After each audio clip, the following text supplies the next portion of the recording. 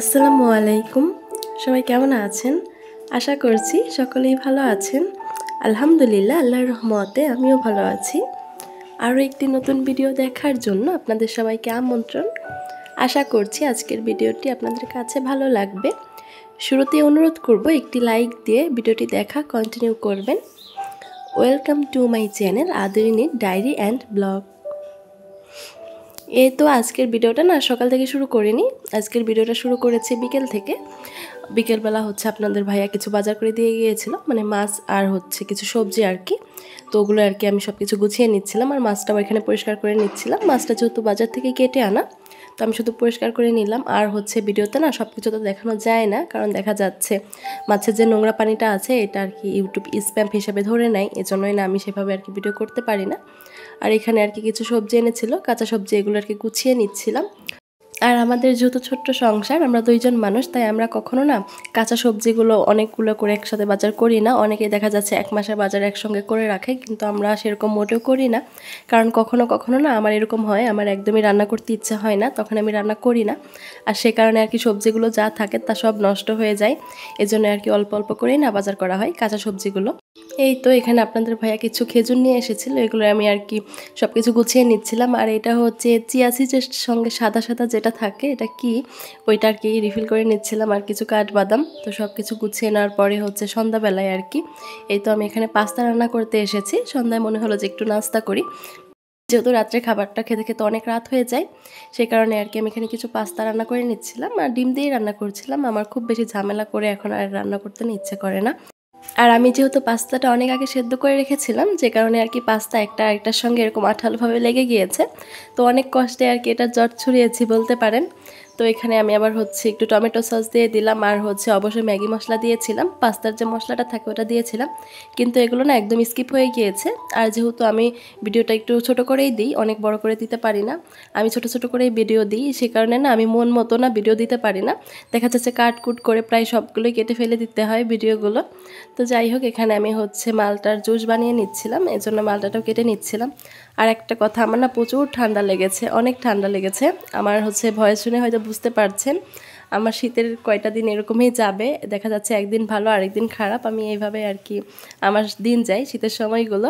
তো এখনও তো প্রচুর ঠান্ডা লেগেছে, সকাল থেকে না হাঁচি পারতে পারতে আমার অবস্থা একদম খারাপ। তো আমি তো ভাবছিলাম ভয়েসেই হয়তো আজকে দিতে পারবো না, তারপর আর কি কোনো রকম একটু কমেছে, তখন আর কি ভয়েস দিতে বসেছি। তো যাই হোক, এখানে আমি আর কি মালটাগুলো আর কি জুস করে নিচ্ছিলাম। আর এত কষ্ট, আমার হাত ব্যথা হয়ে যাচ্ছিল। তো আমি তো এক পর্যায়ে বলছিলাম কি যে করতে এসেছি। আর এখন তো আগের মতো আর ভিডিও করতে ইচ্ছা করে না, তো ঝামেলা করাটা আমার কাছে নিতান্তই যেন অপ্রয়োজনীয় মনে হয়, এরকম মনে হচ্ছে আমার কাছে। একদমই না সিরিয়াসভাবে নিতে পারছি না এগুলো।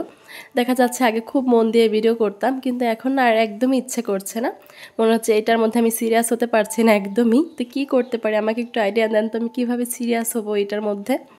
যাই হোক, এখানে আমি মালটার জুসটাও বানিয়ে নিয়েছি, আর এখন যে পাস্তাটা রান্না করছিলাম ওইটাও আর কি বেড়ে নিচ্ছিলাম। আর 2টা ডিম সেদ্ধ করেছিলাম, হাঁসের ডিম, তো ওটাও আর কি কেটে নিলাম। আর দেখা যাচ্ছে এই নাস্তা বানিয়ে আমি কতক্ষণ যে বসেছিলাম আপনাদের ভাইয়ার জন্য। ওনার আজকে আসতে একটু লেট হয়েছিল, তো উনি এসেছে, তারপর আর কি নাস্তাটা করেছি। কারণ আমার না কেন যেন একদমই একা একা নাস্তা করতে মন চায় না, আমি মানে খেতে পারি না, একা একা খেলে ভালো লাগে না।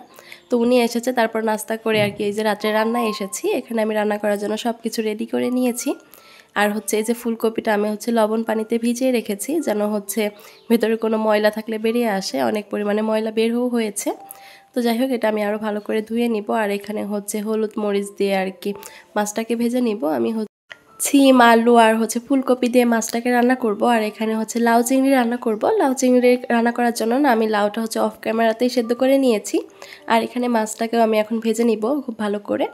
তো যেহেতু তরকারির জন্য ভাজছি, তাই না আমি খুব বেশি কড়া করে ভাজছি না। আর যেহেতু শুধু রাত্রের জন্য রান্না করছি, তাই আমি এখানে মাত্র 3 পিসেই রান্না করছি, একবেলার জন্য শুধু। আর এখানে আমি লাউ চিংড়ি রান্না করার জন্য চিংড়ি মাছটাকে এখন ভালো করে না ভেজে নিব আর কি, কষিয়ে নিব। আর লাউটাকে তো আগে সেদ্ধ করে নিয়েছি। তো এখানে আমি একটু মরিচ, ধনিয়া গুঁড়ো আর একটু হলুদ গুঁড়ো, লবণ, সব কিছু মশলা আর কি রেগুলার যে মশলাটা আছে ওইটা দিয়ে কষিয়ে নিয়েছি। আর এখানে আর কি এখন চিংড়িটাকেও কষিয়ে নিব। আর আমরা যেহেতু 2জন মানুষ, শুধু রাত্রের জন্য, তাই অল্প করে চিংড়ি দিয়ে রান্না করছি। আর হচ্ছে এখানে এখন খুব ভালো করে চিংড়িটাকে কষিয়ে নেব কিছুক্ষণ পানি দিয়ে আর কি, যেন চিংড়িটা না এই পর্যায়ে সেদ্ধ হয়ে যায় এরকম করে আর কি। আর তারপর যখন আর কি খুব ভালো করে কষানো হয়ে যাবে এই যে এরকম, তখন আর কি আমি এখন লাউটাকে দিয়ে দিব। লাউটা আমি এরকম করে সেদ্ধ করে নিয়েছি, মানে মরিচ পেঁয়াজ সব কিছু দিয়ে লাউটাকে আগে সেদ্ধ করেছি। এখন আর কিছুক্ষণ আর কি কষিয়ে তারপর একটু পানি দিয়ে আর কি জাল করে নিব। এই তো এই পর্যায়ে যখন এসেছে আরেকটু ঝোল কমাতে হবে।